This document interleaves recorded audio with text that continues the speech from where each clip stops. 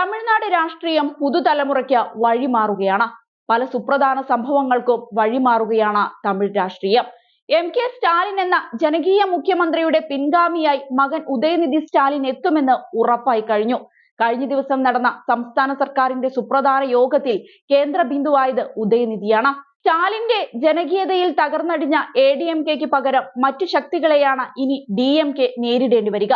2026 നടക്കാനിരിക്കുന്ന തമിഴ്നാട് നിയമസഭാ തിരഞ്ഞെടുപ്പ് ലക്ഷ്യമിട്ട് നടൻ വിജയ് തയ്യാറെടുപ്പ് തുടങ്ങിക്കഴിഞ്ഞു. അദ്ദേഹത്തിന്റെ പാർട്ടിയായ തമിഴക വെട്രി കഴകത്തിന്റെ പതാക ഈ മാസം 23-ന് പുറത്തിറക്കുകയാണ്.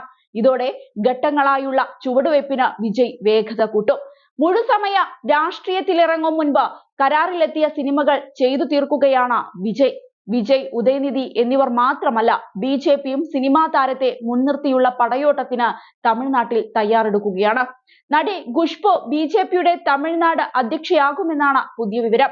കഴിഞ്ഞ ദിവസം ദേശീയ വനിതാ കമ്മീഷൻ അംഗത്വം ഖുഷ്ബു രാജിവെച്ചത് സംസ്ഥാന രാഷ്ട്രീയത്തിൽ സജീവമാകുക എന്ന ലക്ഷ്യത്തോടെയാണ്.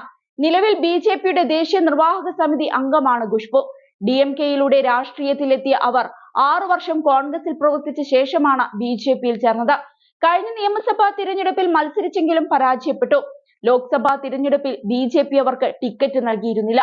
വനിതാ കമ്മീഷൻ അംഗത്വം രാജിവെച്ച് ഖുഷ്ബു വീണ്ടും തമിഴ് രാഷ്ട്രീയത്തിൽ സജീവമാകുന്നത് BJPയുടെ കേന്ദ്ര നേതൃത്വത്തിന്റെ നിർദ്ദേശത്തെ തുടർന്നാണ്.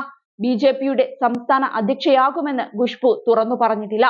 മുതിർന്ന BJP നേതാക്കൾക്കിടയിൽ ഇക്കാര്യം സജീവ ചർച്ചയാണ്.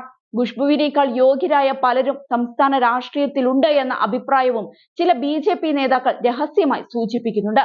നിലവിൽ അണ്ണാമലയാണ് BJPയുടെ സംസ്ഥാന അധ്യക്ഷൻ.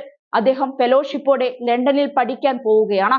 ഈ മാസം 28-ന് അണ്ണാമലൈ ലണ്ടനിലേക്ക് പോകുന്നതിന് മുൻപ് ഖുഷ്ബുവിനെ അധ്യക്ഷ പദവി ഏൽപ്പിക്കുമെന്നാണ് റിപ്പോർട്ടുകൾ.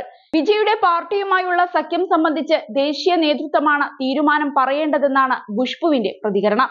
ഇതിനിടയിലാണ് ഖുഷ്ബു ദേശീയ വനിതാ കമ്മീഷൻ അംഗത്വം രാജിവെച്ചത്. 2023 ഫെബ്രുവരിയിലാണ് നടിയെ ഈ സ്ഥാനത്തേക്ക് നാമനിർദ്ദേശം ചെയ്തത്. പദവി ഏറ്റെടുത്ത് 1.5 വർഷം പിന്നിടുമ്പോഴാണ് ഖുഷ്ബുവിന്റെ രാജിപ്രഖ്യാപനം വന്നത്. ഇനിയും 1.5 വർഷത്തോളം തന്നെ കാലാവധി അവശേഷിക്കവെയാണ് അവർ അപ്രതീക്ഷിതമായി രാജിവെച്ചുവെന്ന് അറിയിച്ചത്. താൻ വനിതാ കമ്മീഷൻ അംഗത്വം ഏറ്റെടുത്ത ശേഷം സജീവ രാഷ്ട്രീയ പ്രവർത്തനത്തിന് ഇറങ്ങാൻ കഴിയുന്നില്ലെന്നും പാർട്ടിക്ക് വേണ്ടി സംവാദങ്ങളിലും മറ്റു പരിപാടികളിലും പങ്കെടുക്കാൻ കഴിയില്ലെന്നും ഖുഷ്ബു സുന്ദർ പറയുന്നുണ്ട്. പാർട്ടി പ്രവർത്തനം കൂടുതൽ ശക്തമാക്കുക ലക്ഷ്യമിട്ടാണ് രാജിയെന്നും അവർ പറഞ്ഞിരുന്നു. അതേസമയം സിനിമാ രംഗത്ത് നിന്നെത്തി രാഷ്ട്രീയം അടയ്ക്കുമാണ് നിരവധി പേർ തമിഴകത്തിന്റെ ചരിത്രത്തിലുണ്ട്. അടുത്ത കാലത്തായി സമാനമായ പാത സ്വീകരിച്ചവരെ പക്ഷേ തമിഴ് മക്കൾ സ്വീകരിച്ചിട്ടില്ല. കമൽഹാസനും ശരത് കുമാറും അടക്കമുള്ളവർ വേണ്ടത്ര ശോഭിക്കാതെ പോയി. വിജയകാന്ത് മാത്രമാണ് ഇക്കൂട്ടത്തിൽ അല്പമെങ്കിലും മികച്ച പ്രകടനം കാഴ്ചവെച്ചത്. ഈ സാഹചര്യത്തിലാണ് വിജയുടെ വരവ് എന്നതും എടുത്തു പറയേണ്ട കാര്യമാണ്. വിജയ്, ഉദയനിധി, ഖുഷ്ബു എന്നീ താരങ്ങൾ ഇനി തമിഴ് രാഷ്ട്രീയം അടക്കി വാഴുമോ എന്ന് അറിയാൻ കാത്തിരിക്കുക തന്നെ വേണം.